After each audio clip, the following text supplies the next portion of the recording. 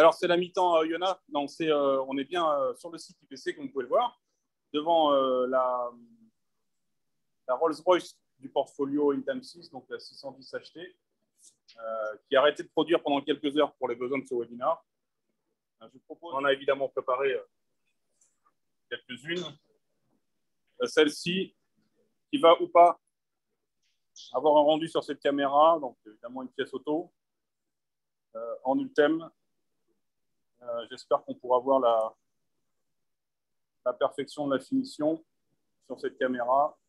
Elle sera visible sur tout un tas de salons, et notamment le 3D Print, qui sera animé en partie par Capvision. J'ai demandé à Maxime de nous montrer d'autres pièces. Donc une pièce aéro, comme on peut le deviner, toujours en Ultem. On sera particulièrement attentif à la qualité de surface et malgré la finesse des parois. On n'est pas sur un mode base, on est sur deux parois. Là, on est vraiment sur un mur à deux parois. Voilà. Ensuite, des expérimentations. Là, maintenant, on est local à IPC. Oui. Et on a... je vais oui, tout à fait. Là, grosso modo, en fait, on a fait faire deux empreintes. Donc, celle-ci a été faite sur la Intem 6. Et puis, celle-ci a été faite sur une Fortus 900 de mémoire. Donc, l'idée, c'était de vérifier quel était, on va dire, le niveau de qualité. Ce sont des outils en polymère pour le thermoformage. Et là, l'idée, c'est vraiment de vérifier ce qu'on peut avoir en termes de qualité. Donc, si je vous montre d'abord, en fait, ce qu'on a au niveau de la qualité d'impression Stratasys, vous voyez qu'on a quelque chose qui est quand même relativement propre, mais bon, les angles, c'est pas terrible. Et puis, l'aspect de surface, c'est quand même un petit peu granuleux, quand même une grosse rugosité surface. Et puis, si on compare avec ce qu'on a fait sur la Intem 6, ben, on est carrément plus propre. On est imprimé avec les mêmes paramètres, donc même épaisseur de couche, même, on va dire sur les paramètres principaux, température, donc c'est le même matériau, c'est du Ultem 90-85. Et puis, ben, on est quand même, on a un aspect de surface qui est bien meilleur, qui pour le thermoformage a son importance. Donc là, on estime qu'on est très très bon. Et peut-être une dernière qui sera de nouveau commentée par Maxime. Ouais. Donc ça, en fait, c'est une pièce qu'on a imprimée en pic, donc ça fait partie des premières pièces qu'on avait. C'est notre benchmark en interne qu'on a pour vérifier, on va dire, le dimensionnel, pour vérifier qu'on est bien vraiment bon, etc. Donc là, on voit déjà qu'au niveau du parcours d'outils, on est très très propre. Cette pièce, elle est en pic, mais elle a une particularité, c'est qu'elle est cristallisée directement dans la machine et on a un taux de cristallisation à 30%. Donc on est quasiment au maximum de ce qu'on pourrait obtenir, sachant qu'on a amélioré la pièce depuis. Et au niveau des tolérances, la machine nous a fait tenir des tolérances au dixième. Il y a certaines cotes, on est littéralement à la cote de la DFN. Donc ça a été relativement impressionnant pour nous, forcément. Et on poursuit un petit peu sur cette voie exploratoire grâce à l'ouverture de la paramétrie sur la machine. Voilà, donc que des bonnes expériences pour l'instant, en tout cas chez IPC, qui encore une fois l'utilise de manière intensive depuis un an. Peut-être une dernière chose, on va repasser à l'intérieur de la chambre pour les experts, les geeks et tous les fans de beau matériel. On va se concentrer particulièrement sur la tête d'impression et j'ai demandé à Maxime de nous montrer et de nous commenter devant la caméra principale, Olivier, une tête d'impression en spare part.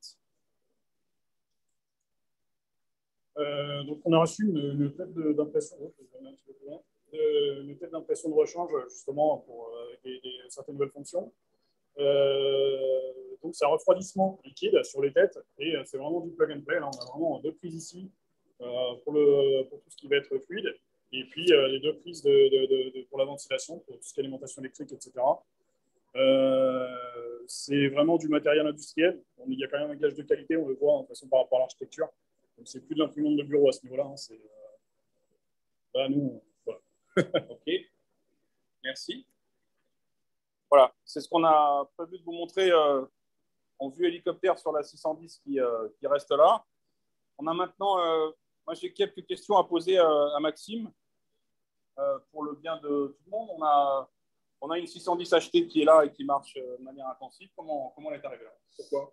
Nous, en fait, on avait des besoins de prestations et puis de R&D sur, on va dire, tout ce qui est matériaux haute température en polymère. Inévitablement, en fait, on a assez peu de choix aujourd'hui. On avait assez peu de choix, on va dire, il y a un an sur le marché. Et puis, on avait besoin de 3 éléments. Le plus important, effectivement, c'est la température. C'était aussi la dimension, parce que là, on est quand même sur du 600 par 500 par 500, donc c'est quand même un très grand volume d'impression. Et puis surtout, nous, on a un centre technique, donc on a besoin de faire de la R&D, on a besoin de l'ouverture des paramètres. Et là-dessus, il y avait très peu de machines qui arrivaient à faire les trois. Donc, on a fait une liste de machines, la plupart étaient customisées, donc construites directement. Et puis ça, c'était la première machine de série qu'on avait vue avec un autre constructeur qu'on avait décidé de ne pas forcément choisir. Donc, on a fait le pari que ça allait être une bonne machine. Et puis, en fait, on a signé donc, ce qu'on appelle le Early Customer Adoption Programme. En gros, on a été un petit peu bêta-testeur sur la machine, donc on a fait une forme de partenariat. Mais par contre, on a lourdement insisté. Nous, on n'a pas d'exclusivité avec Intel 6, on n'a pas de partenariat commercial avec Intel 6, à proprement en parler. On fait un retour d'expérience le plus honnête possible. Et simplement, pour terminer sur cette question-là, quand on nous pose la question systématiquement quels sont les défauts de cette machine-là, on a du mal objectivement à les trouver. Donc on a fait le bon pari, on est vraiment très satisfait de ça. Ok, super. Donc je vous rassure, il n'y a pas d'enveloppe ou que ce soit dans cette pièce qui pourrait être transmise. J'ai une autre question, peut-être un peu plus générique. On a dans ce monde FDM industriel, haute température, donc le haut du panier sur cette technologie, deux mots qui reviennent, des systèmes fermés et des systèmes ouverts. Quelle est votre vision de la chose et comment cette machine s'insère, d'après vous, dans cette ambivalence? On pourrait l'aborder de deux façons. En fait. Pour moi, elle est effectivement elle est polyvalente au sens où il y a un côté click and print qu'on retrouve chez Stratasys généralement. Mais effectivement, là, on a une paramétrie qui est fermée, donc on appuie sur le bouton, ça imprime, on a une belle pièce, on la sort, on continue, on fait de la production. Voilà. Mais pour la R&D, c'est pas très pratique. Par contre, là, nous, on a l'avantage de pouvoir faire ça avec la paramétrie existante. Donc, comme je le disais tout à l'heure, la pédale qu'on a reçue qui servait de benchmark, finalement, on a fait ça. On a fait du click and print et ça a marché tout de suite. Du premier coup, on était vraiment très content de voir le truc. C'est ce qui nous a vraiment mis en confiance. Et puis, il y a effectivement l'ouverture de la paramétrie qui, pour un centre de recherche comme nous, est plus qu'utile. Parce que, justement, on va pouvoir déjà changer certains équipements dans le futur, mais déjà, on peut changer toute la paramétrie dont on a besoin. Typiquement, le PIC, on ne leur recommande pas de le cristalliser en chambre parce qu'il y a des déformations, il y a plein de choses, etc. Et nous, en jouant justement avec toute la paramétrie, on le cristallise en chambre. On est sous le 10e sur la cote. Il n'y a pas de machine sur le marché qu'on connaisse qui fasse ça aujourd'hui parce que la machine monte très haute température, parce qu'elle est très précise, vraiment. Et puis, ouais, elle est relativement intuitive. Ça reste industriel, hein, c'est plus la machine bureau, mais elle est quand même très intuitive. Et, donc voilà, en fait, c'est vraiment la paramétrie qu'on cherchait. D'accord, là, je ne veux pas mettre les mots dans la bouche de qui que ce soit, mais on a des retours très positifs de comparaison.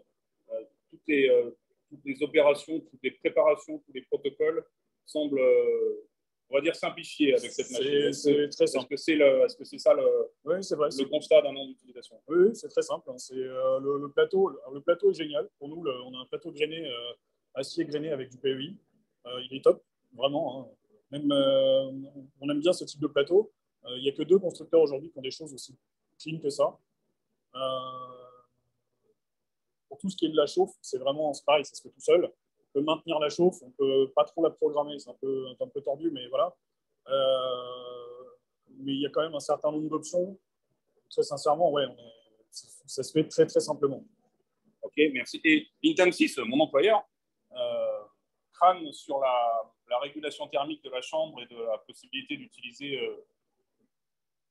un énorme pourcentage de cette chambre utile. Est-ce que vous avez eu l'occasion de faire des pièces suffisamment grandes pour dire oui, non, peut-être? On a fait des grandes pièces, puis on a fait des productions aussi qui tenaient tout le plateau, pour vérifier justement si c'était vrai. on tient les codes quasiment partout, sur tout le plateau. Il est droit, il n'est pas plié. Même à 250, le plateau, il reste plan, ce qui est, c'est quand même important de le souligner. Ok. Oui, non, on a fait de la grande, de la grande pièce. On n'en fait pas beaucoup forcément parce que c'est pas forcément notre activité tout de suite non plus, mais ouais. So far, so good. So far, so good. Ok. Merci Maxime.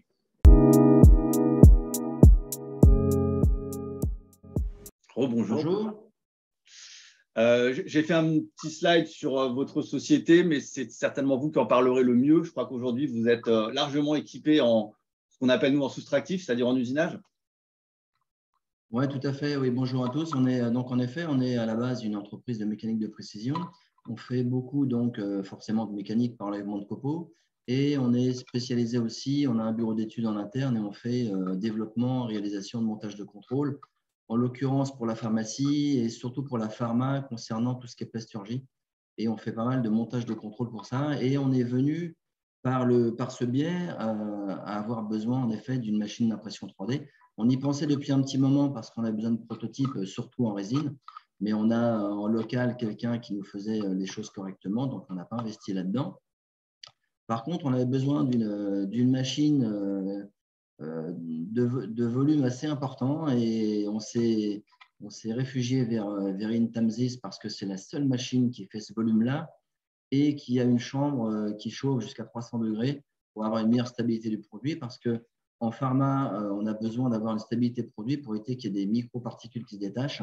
Et sur des grandes dimensions, on sait aisément que si on fait du dépôt de fil sans chambre à température, le problème, c'est que quand on pose la couche suivante, ben, le produit a refroidi et peut poser des problèmes de décollement. Et donc, problème que l'on n'a plus que l'on n'a pas sur la 610. Donc voilà, donc là, en effet, vous avez quelques détails, quelques réalisations. Donc moi, j'en ai aussi quelques-unes. La pièce que vous voyez, où est-ce que ça, c'est une pièce qui a été faite, c'est un connecteur de prise d'artille. Ou est-ce que là, on a inséré des inserts filetés en laiton pour qu'on puisse faire une pièce qui était faite à la base en 5 axes et que j'ai proposé aux clients de faire en impression 3D et qui a été validé par leurs clients. C'est des gens qui font beaucoup d'électronique pour la SNCF, pour des gens comme ça.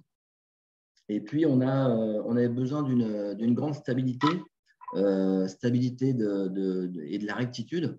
Et on a fait aussi des petites pièces comme ça qui sont, pareil, des pièces de contrôle qui est à la base du contrôle optique. Et ça, c'est un renvoi d'onde pour contrôler les pièces différemment, sans avoir à bouger la pièce. On peut contrôler et à la verticale et à l'horizontale. Et dessus, on a fait un petit capot en impression 3D qui est assez facile à faire et qui a beaucoup plu au client pour protéger le miroir, pour éviter de mettre les doigts dessus. Parce que le miroir qui est dessus, ce n'est pas celui-ci, parce que ça, c'est un exemple. Le miroir coûte très, très cher, donc on ne peut pas mettre les mains dessus et nettoyer avec n'importe quoi. Donc, on a fait un petit capot en impression 3D, facile à faire, qui ne prend pas de temps et qui a une rectitude parfaite pour qu'on puisse avoir. Ça, c'est une pièce qui fait 350 cm. Et donc, dernièrement, on a fait une pièce en PA6CF qui s'est finie cette nuit. Donc, vous voyez un petit peu le volume de la pièce, environ 450 au carré, 100 mm d'eau. Et ça, c'est une pièce qu'on a fait donc, en PA6CF. Et c'est fait pour faire de la palettisation, c'est-à-dire que là, on a des broches qui rentrent dans les trous et qui est manipulé par un robot. Et à l'intérieur, on voit les 4 petites brides où aussi on mettra des inserts en laiton qui va venir monter un montage de contrôle qui, lui, habituellement, est monté sur une vitre avec 3 piles isostatiques, donc qui vont se trouver dans des dégagements qui ont été faits ici, qui vont se trouver calés dedans. Et ça permet d'embarquer sur un robot du contrôle d'impression 3D sur des machines de contrôle et avoir le robot qui vient les manipuler. Donc ça, c'est ni plus ni moins une cassette de chargement et de déchargement du produit. Mais l'avantage, c'est que là, qu'on a en stabilité intérieure. Donc, oui, elle a été nettoyée récemment parce qu'il y avait du produit dessus, du produit soluble, qui est un soluble à l'eau. Et en rectitude, on doit être à l'intérieur du dixième. Donc, apparemment, là, on n'a pas à coucher. C'est la première que l'on fait aussi grande. Et on a une stabilité sur la rectitude d'un dixième. Donc, voilà un petit peu le genre d'application qu'on a besoin. Et donc là, faire en plastique, on peut le faire, hein, tout est faisable en usinage aussi. Mais voilà, là, on a passé 64 heures pour faire une pièce comme ça, mais avec un taux horaire qui est bien inférieur à l'usinage. Donc voilà. Si vous deviez estimer le gain, Monsieur Paris, sur une pièce comme celle-ci par rapport à de l'usinage, ne serait-ce qu'en temps, vous avez… On est à moitié à peu près. D'accord. Alors, on n'a pas tout à fait, attention, on n'a pas tout à fait la même utilisation non plus, hein. J'aurais pris un PA6 chargé fibre de verre, on aurait eu dans le temps, hein, une meilleure stabilité. C'est peut-être d'ailleurs ce qui se passera derrière, mais en attendant, si mon client a besoin d'une cinquantaine de pièces dans ce genre, on ne va pas s'amuser à les usiner, on va les faire en impression 3D. C'est aussi le but de ce client-là, c'est d'avoir quelqu'un qui puisse faire du prototypage en essai de problématiques qu'il rencontre.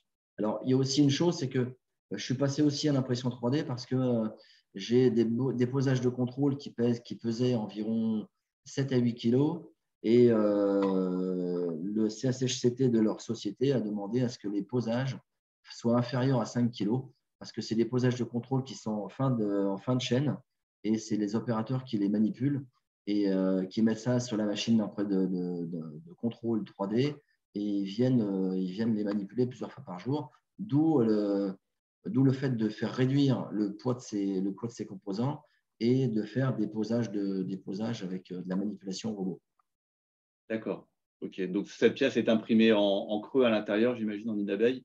Oui, en nid d'abeille. Alors, on a une. Donc là, c'est un petit peu le point négatif, mais je pense de toutes les impressions 3D qui tiennent la route et qui ont une certaine puissance, c'est que là, vous voyez, c'est sa petite sœur. Donc, le produit que je vous parlais aussi, qui est soluble à l'eau, c'est celui-ci. Cette pièce-là n'a pas été finie à cause d'une coupure de courant. Et à l'intérieur, on voit le nid d'abeille. D'accord. Que l'on a fait avec une forme à nous, qui est un petit peu différente de la forme que vous proposez sur le logiciel. C'est l'avantage aussi du logiciel que vous proposez, c'est que le logiciel, il n'est pas complètement fermé, on fait ce qu'on veut. On met les formes à l'intérieur qu'on veut, on met les épaisseurs de paroi qu'on veut, on met les températures que l'on veut. Si on estime que la température de la chambre à 120 degrés ne nous suffit pas, on peut la mettre à 150. À partir du moment où le produit le permet, le logiciel ne nous bloque pas sur de l'évolution de notre process. Et l'avantage est là par rapport aux concurrents aussi. Oui. OK. Merci. Sinon, c'est une machine formidable. Jusque-là, alors, il y a aussi une chose que moi, je dis toujours les plus et les moins, on est d'accord. Il y a un plus avec 4Vision, c'est qu'avec 4Vision, quand on a un souci, on s'occupe de nous. Ça, ce n'est pas chez tout le monde. Voilà. En connaissance de cause, parce que j'ai 2 machines d'impression 3D. Et la deuxième n'est pas de chez Intamsys. Mais donc, 4Vision s'occupe très bien de ses clients. Et ça, c'est aussi un plus. Et là, voilà, ça fait plaisir de savoir que les gens sont disponibles pour nous dépanner quand on est dans la panade. Merci, Monsieur Paris. Ça fait 20 ans qu'on travaille comme ça. On va essayer de le faire encore les 20 prochaines années. Je rappelle quand même 2 choses importantes. C'est que donc aujourd'hui, si les gens qui nous regardent sont intéressés pour sous-traiter des pièces, vous êtes à même de le faire avec cet important équipement que vous avez. Et la grosse force également que vous avez, c'est que vous avez un bureau d'études. On a un bureau d'études intégré, oui, tout à fait. Ouais, vous parliez du remplissage intérieur de la pièce, etc. Et c'est vrai que la grosse force aussi, quand on a une imprimante 3D et qu'on propose de la prestation de pièces, c'est d'avoir aussi la capacité à être très réactif sur ce que vous faites au niveau du bureau d'études, parce qu'on sait très bien en additif, il faut souvent améliorer la topologie pour que ce soit intéressant. Tout à fait.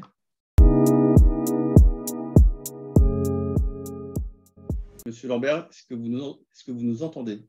Oui. Bonjour à tous. Thomas Lambert, donc dessinateur à l'usine moteur de Vénissieux pour Renault Trucks Volvo. Donc mon métier est de dessiner des outillages assez spécifiques pour aider les opérateurs à l'usine. Donc, ici à l'usine, nous produisons des moteurs de camions, bus, bateaux, des groupes industriels et bien entendu pour l'off-road, pour les engins de chantier. Et donc, les activités principales, c'est l'assemblage des moteurs, la peinture de ces moteurs-là et quelques essais en fin de production. Donc, ça permet d'avoir un bel éventail de différents types d'outils, que ce soit métallique ou imprimé en 3D. Et donc, là, c'est une activité maintenant, l'impression 3D, c'est devenu un outil, une belle aide à la conception d'outillage.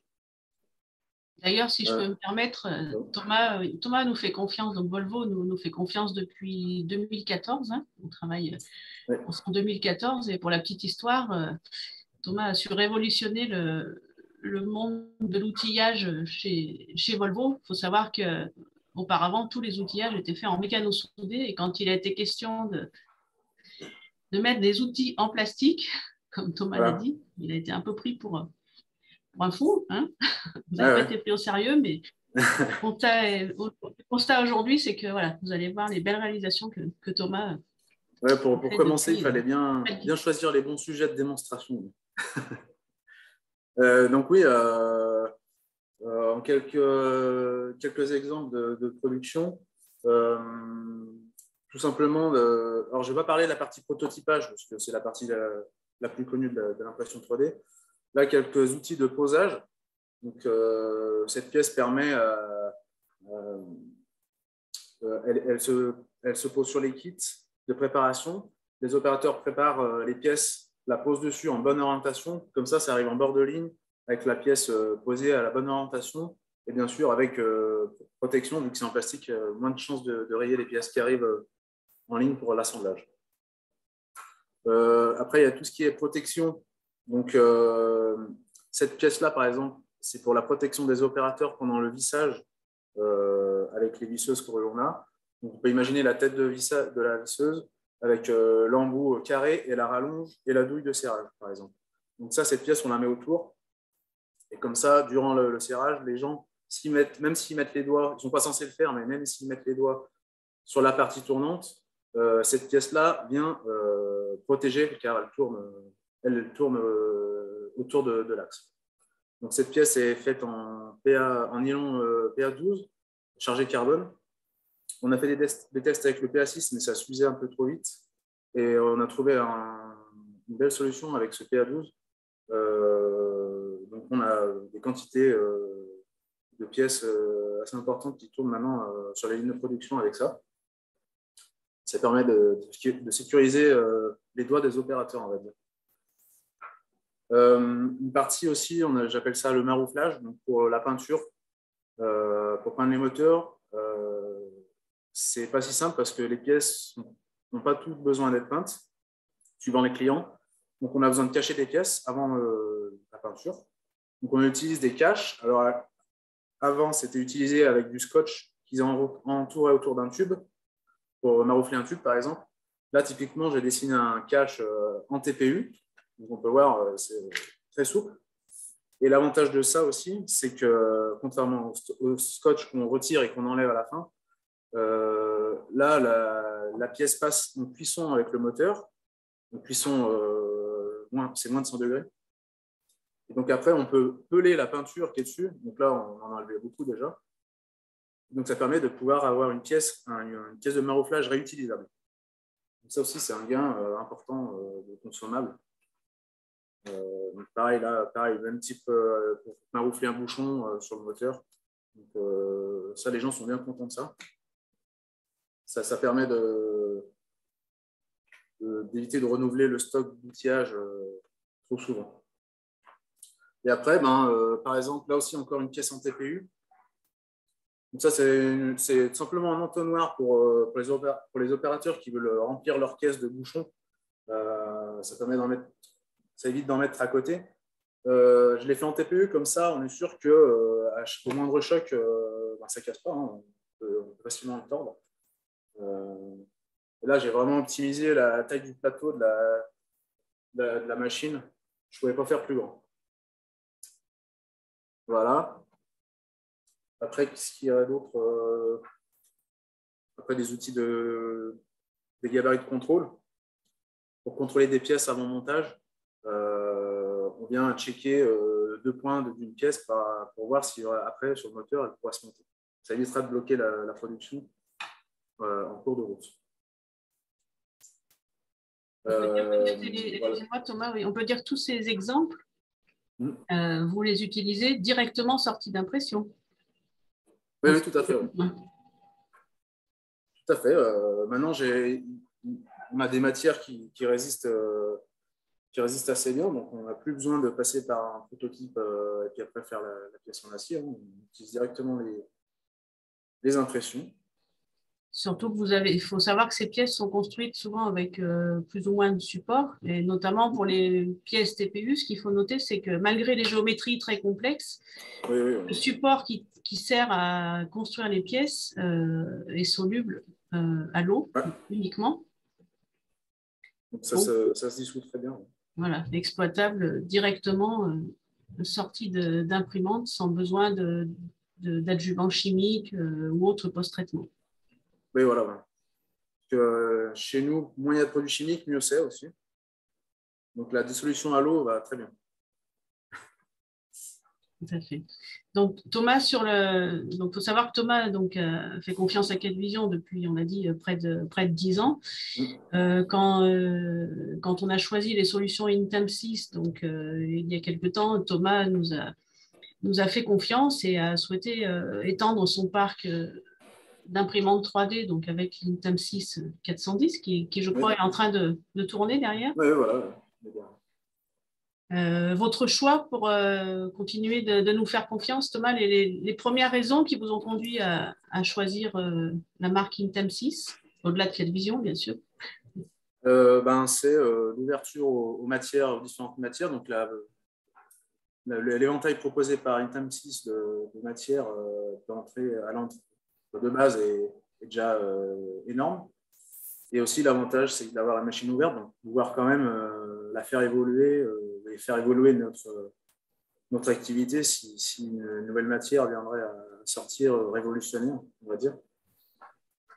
Aujourd'hui, d'ailleurs, vous avez, après plusieurs mois d'exploitation de l'Intem 6 410, vous avez déjà expérimenté les matières propriétaires Intem 6, mais également des matières ouvertes, il me semble. Oui, voilà.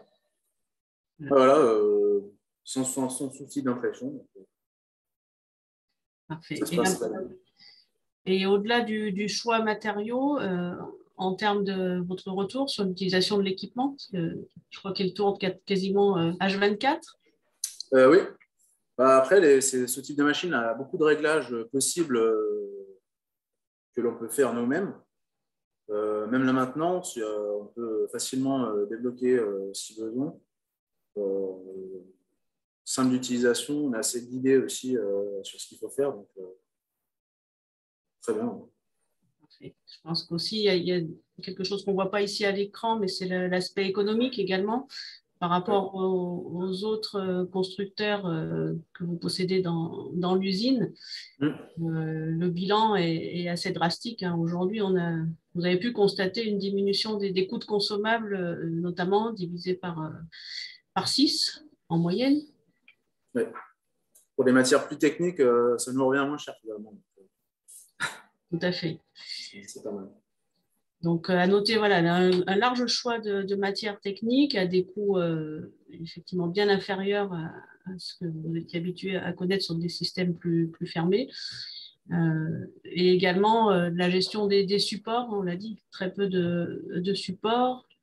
Des plateaux aussi, vous fonctionniez avec un système qui avait des plateaux en termes de consommables, ça aujourd'hui? Ouais. Donc là, on a toujours le même plateau. Donc, pareil, il y a un gain aussi là-dessus. Ouais. Oui, le plateau n'est plus inconsommable, c'est une plaque céramique. Manon le montrera peut-être après sur le showroom de Paris. On a une plaque de verre voilà, qui n'est pas inconsommable et qui du coup, ne représente pas un coût supplémentaire. Peut-être pour terminer, on voit un scanner au-dessus de l'imprimante. Oui, c'est un outil qui est bien utile aussi, qui se couple aussi très bien avec l'impression 3D. Donc le scanner Artec Léo. Ça permet de modéliser rapidement, par exemple, un cas qu'on a vu dans le slide précédent. On a modélisé le pouce d'un opérateur pour après venir y dessiner une protection pour aller. C'était une opération assez difficile ergonomiquement pour pousser des petits pions. Donc on a dessiné, scanné le pouce, dessiné une protection et bien sûr imprimé en TPU pour qu'il puisse avoir la souplesse aussi dans son gant. Donc là, voilà un exemple à peu près d'une belle combinaison d'utilisation scanner et impression. Voilà, on peut voir sur l'image. Parfait. Donc là, la pièce a été dessinée pour l'opérateur, à la taille du pouce de l'opérateur. C'est pas quelque chose de taille standard. L'outil personnalisé. C'est ça. Parfait.